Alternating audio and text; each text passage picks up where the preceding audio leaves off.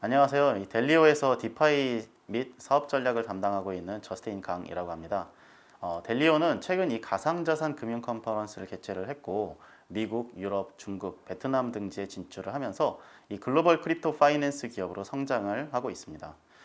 제가 이 암호화폐 업계에 들어오게 된 거는 대학원 시절에 이 건설 사업 관리나 이 부동산 개발 등 자산 가치에 대한 연구에 집중을 하다가 국제 물류, 부동산, 가상자산 분야에서 이 IT 시스템 개발 기획 그리고 디지털 마케팅 등의 업무를 주로 하면서 자연스럽게 이 블록체인과 마주하게 됐습니다.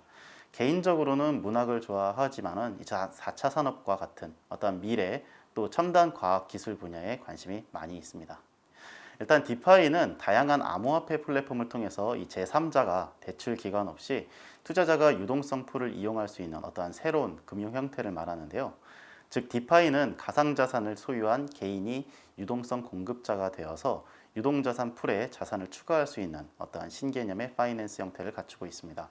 이 초기에는 PC 형태로 단순 암호화폐 전송이 이루어지다가 이 수요가 증가하면서 암호화폐 거래소가 편의를 제공을 했지만 최근에는 이 토큰 보유자들의 유동성에 대한 수익, 이걸 일드 파밍이라고 보통 많이 하죠. 이 부분과 함께 이 온체인 상에서의 이 보안성에 대한 니즈가 디파이를 또 성장시키고 있는 부분입니다. 또한 이 스마트 계약과 더불어서 스테이킹의 대중화도 이러한 디파이를 성장시키고 있습니다.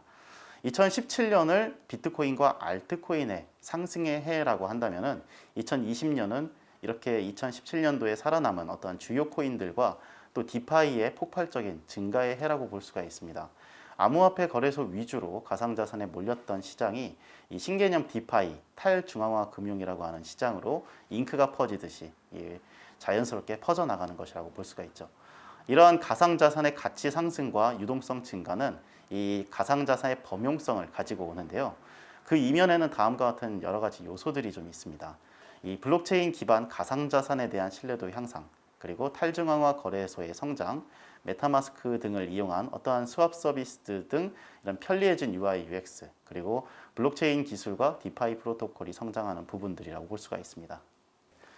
디파이는 이 대출 기관이나 중개자 없이 P2P 네트워크에서 개인 간 거래가 가능한 것이 이점인데요. 이 많은 암호화폐 유저들이 예금자 또는 차용자로서 탈중앙화 시장에 참여를 하면서 암호화폐를 빌리고 또 빌려줄 수 있게 됐는데 이러한 유동성에 참여를 하면서 수익을 극대화할 수 있는 부분이 생기게 된 겁니다.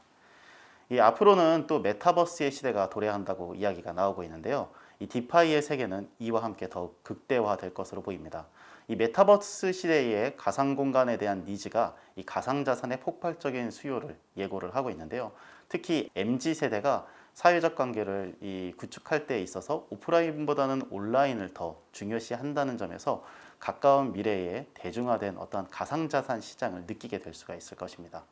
이미 우리가 알고 있다시피 일론 머스크나 마크 저커버그 등의 이 글로벌 IT 기업가들은 가상자산에 대해 관심을 가지고 있고 또 4차 산업과 융합하려는 시도를 계속하고 있습니다. 이 앞으로 뭐라고 정의할 수는 없겠지만은 어떠한 인터넷과 모바일을 뛰어넘어서는 그리고 또 새로운 패러다임으로 등장하게 된 어떤 이런 부분들이 나타나면서 이때 교환의 매개체가 무엇이 될 것인지 한번 생각해 볼 필요가 있겠는데요. 이제 사람들은 또 한편으로 이 금융에 깊숙이 직접적으로 참여를 하고 싶어 하고 있습니다. 가만히 이렇게 현금만 가지고 있기에는 정보와 플랫폼이 너무 많아지게 되었고 이 새로운 기술도 상당히 많아졌는데요. 또한 글로벌 유동성 확대와 또 언택트 시장의 확산이 디지털 화폐로 디지털 이 사회로의 발전을 계속 앞당기고 있는 부분도 없지 않아 있습니다. 다만 여기에서 조심해야 될 것들이 몇 가지가 있는데요. 디파이는 이 스마트 컨트랙의 특성상 버그를 수정을 하거나 업데이트를 하기가 매우 어렵습니다. 이 디파이 코드의 취약성이나 이 보안 문제가 발생을 했을 때 대규모의 이 금융 패닉이 올 수가 있기 때문에 이에 대한 어떤 사전적인 능동적 대응이 좀 필요할 것이라고 볼 수 있겠습니다.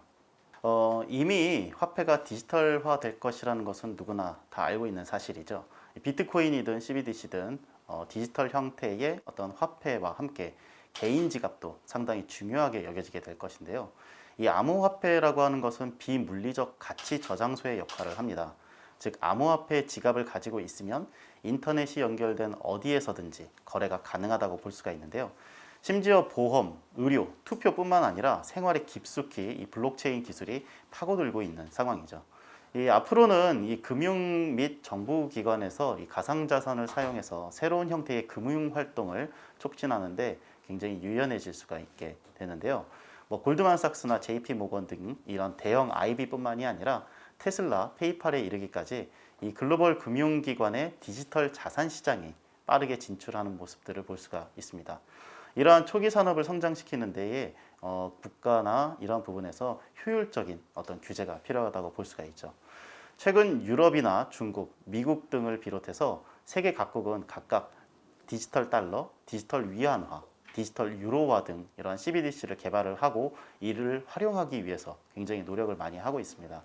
이 가상자산에서도 이 미국 통화금융청이라고 하는 부분에 가상자산 시장에서도 이 미국 통화감독청이 이 스테이블 코인을 승인을 하기도 했고 이미 종이 화폐를 패깅한 스테이블 코인이 활성화되어 가고 있는데요.